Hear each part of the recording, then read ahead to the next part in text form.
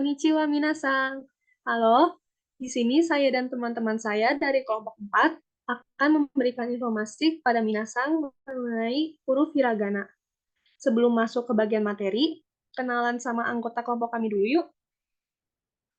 Yang pertama ada Anindya Rizky Salsabila dengan NIM 2203748. Kemudian ada saya Natania dengan NIM 2204671. Terakhir ada Syafa Intan Azara dengan NIM 2203977. Nah, tanpa berlama-lama lagi, kita mulai aja ya. Disimak yuk materinya. Siapa tahu akan bermanfaat bagi teman-teman ke depannya. Untuk materi yang pertama, akan disampaikan oleh Anindya Sang. Silakan Anindya Sang. Baik, yang pertama ada sejarah huruf hiragana. Untuk penulisan bahasa Jepang pada zaman Nara, 710 Masehi hingga 794 Masehi dipakai onkun, cara baca onyomi dan kunyomi, huruf kanji secara hyoong-moji. Oleh karena hal ini, pada umumnya dipakai pada mangyoshu, maka bentuk tulisan tersebut dinamai manyogana. Lalu, pada akhir zaman Nara, bentuk huruf manyogana berubah dan akhirnya menjadi sogana. Setelah itu, pertengahan zaman Heian, 794 Masehi hingga 1192 Masehi, setelah bentuk sogana ini diperbaiki, disederhanakan, dan diperindah, maka jadilah huruf hiragana. Pada awal perkembangannya, hiragana tidak langsung diterima oleh rakyat Jepang. Cendekiawan dan kaum elit di Jepang saat itu menolak untuk menggunakan huruf hiragana dan hanya menggunakan huruf kanji saja. Selanjutnya, huruf hiragana menjadi populer di kalangan kaum wanita yang pada saat itu tidak diperbolehkan mempelajari dan menggunakan huruf kanji. Kepopuleran huruf hiragana di kalangan kaum wanita Jepang membuat para sastrawan wanita menggunakan huruf ini sebagai alat untuk menggores cerita mereka. Salah satunya adalah Genji Monogatari.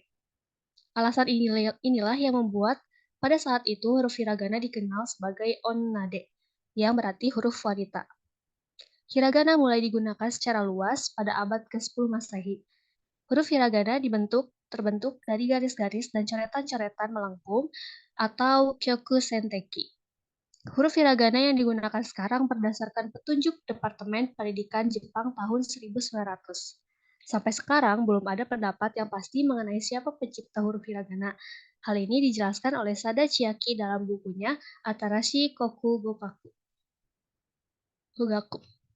Selanjutnya, ada asal mula huruf hiragana. Asal mula huruf hiragana ini berasal dari kanji, seperti huruf hiragana A, yang berasal dari kanji yasui yang memiliki onyomi an. Begitu pula dengan huruf hiragana lain seperti I, U, E, O, Kakiku, Keko yang berasal dari kanji. Selanjutnya ada daftar huruf hiragana. Daftar huruf hiragana ini memiliki lambang bunyinya masing-masing. Seperti pada kolom Chopuong, A dan Akasatanahama merupakan Seiong. I dan Ikishichi ni Himiri Seiong. U dan Ukusu Tsunu Fumu Yuru Seiong. E dan Ekesetenehemere. Dan yang terakhir ada Odan, Okosotono Homoyoro. Ini merupakan Seiong dan juga bagian dari Chokuong. Selanjutnya ada Yoong yang merupakan bagian dari Seiong, yaitu ada Kyashachanya Hyamya. Ya. Dan ada Udang, Kya Kyu Shu Chu Nyu Hyu Myu Ryu. Dan ada Odan, Kyo Sho, Cho, Nyo, Hyo, Myo, Ryo. Begitu pula dengan Dakuong yang merupakan bagian dari Chokuong dan Dakuong yang merupakan bagian dari Yoong. Begitu pula tabel sebelah sini yang merupakan Hasuong dan Sokuong. Selanjutnya akan dijelaskan oleh Natania.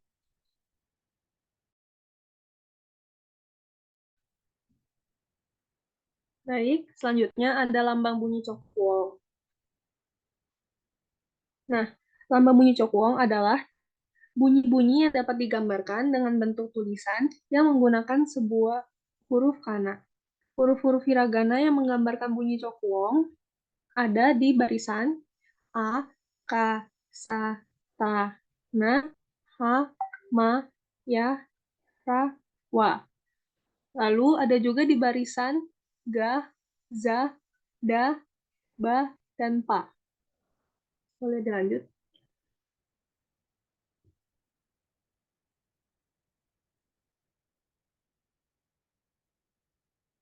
Kemudian ada lambang bunyi yoong. Yoong adalah bunyi-bunyi yang dapat digambarkan dengan bentuk tulisan yang terbentuk dari huruf-huruf hiragana ditambah dengan huruf ya, yu, yo ukuran kecil. Nah, huruf-huruf hiragana yang menggambarkan bunyi yoong ada huruf kya, kyu, kyo, sha, shu, sho, cha, chu, cho, nya, nyu, nyo, kya, hyu, hyo, mya, myu, myo, ria, ryu, ryo. Kemudian ada juga gya, gyu, gyo, ja, ju, jo, ja, ju, jo, bia, biu, bio, dan pia, piu, pio.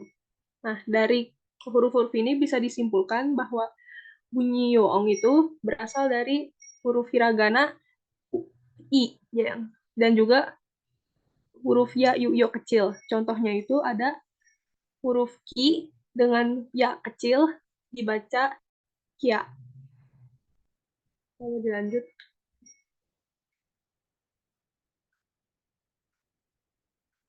Selanjutnya ada lambang bunyi seong. Nah, seong adalah bunyi yang dapat digambarkan dengan bentuk tulisan kana yang tidak memakai dakuteng dan juga handakuteng. Hiragana yang dapat dipakai untuk menggambarkan bunyi seong adalah hiragana yang menggambarkan bunyi cokuwong dan juga hiragana yang menggambarkan bunyi yoong. Nah, bisa dilihat di sini ada barisan A, K, Sa, Ta, Na, Ha, Ma, Ya, Ra, Wa.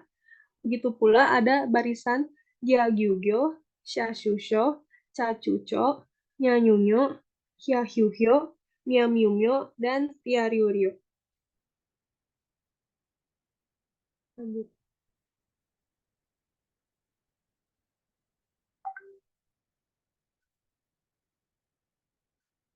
Kemudian ada lambang bunyi dakuong.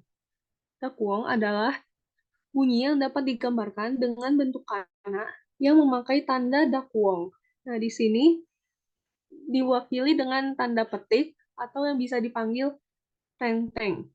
Nah, hiragana yang menggambarkan bunyi dakuong adalah hiragana yang menggambarkan cokuwong dan juga hiragana yang menggambarkan dakuong. Untuk contoh huruf hiragananya itu terbatas di barisan ka, sa, ta, dan juga ba. Di barisan ka, bila memakai tanda dakuong akan berubah menjadi ga. Jadi ga, gi, gu, ge, go. Kemudian di barisan sa, bila memakai tanda dakuong akan berubah menjadi za. Jadinya za, ji, zu, ze, zo. Kemudian di barisan ta, bila memakai tanda dakuong akan berubah menjadi da. Jadi da, ji, zu, de, do. Kemudian di barisan ha, bila memakai tanda dakuong akan berubah menjadi ba. Jadi ba, bi, bu, be, bo. Kemudian ada juga di barisan ja, gyu, gyo, ja, ju, jo, ja, ju, jo, dan bia, biu, bio. Selanjutnya akan dijelaskan oleh teman saya.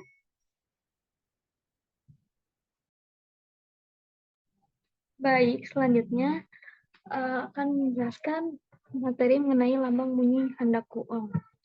Jadi, handakuong ini adalah bunyi-bunyi yang dapat digambarkan dengan bentuk tulisan yang memakai tanda handakuten atau tanda maru yang berada di atas huruf hiragana.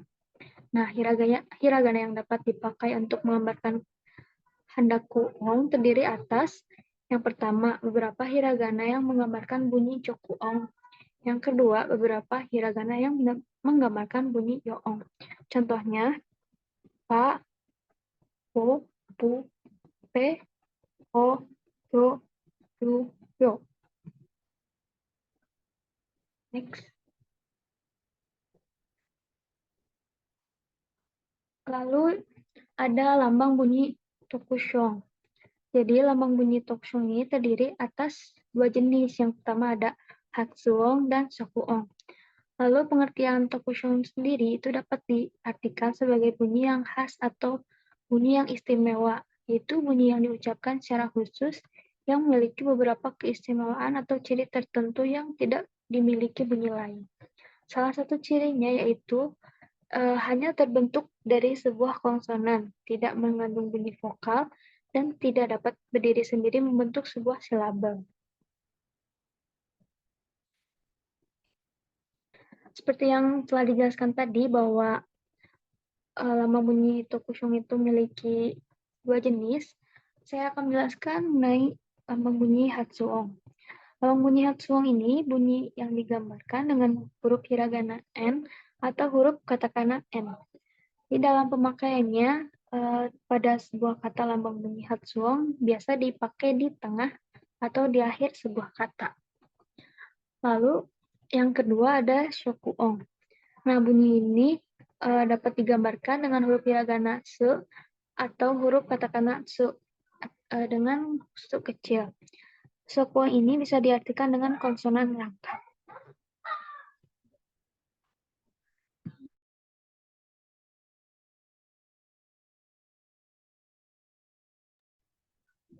Nah, dari semua materi yang telah disampaikan, dapat disimpulkan bahwa hiragana adalah salah satu huruf Jepang yang memiliki ciri coretan melengkung. Hiragana mulai digunakan secara luas pada abad 10 Masehi. Digunakan untuk penulis kosakata asli bahasa Jepang. Hiragana terdiri dari 46 huruf yang terdiri dari konsonan dan juga vokal. Kemudian ada juga beberapa variasi bunyi seperti yoong, seong, dakuong, rendakuong, dan lain-lain. Nah, gimana nih Minasang? Materi yang kami jelaskan kali ini menarik bukan? Semoga materi yang kami sampaikan dapat dimengerti oleh Minasang. Kalau ada yang ingin ditanyakan, boleh tanyakan saja ya di kolom komentar. Jangan lupa like, komen, dan subscribe ya. Sampai ketemu lagi nanti. Jane!